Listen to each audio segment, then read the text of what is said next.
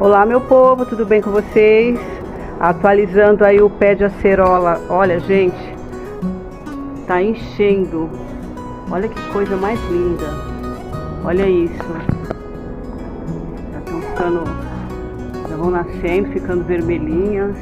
Coisa mais linda de se ver, gente. Ó, lotando de flor também. Olha o tamanho, gente. Olha isso. Essa aqui ainda ficava um pouquinho mais no pé para ficar mais vermelha. Olha, gente, que coisa linda. No vaso, hein? Então é isso, gente. Curte, comente e compartilhe. E até o próximo vídeo.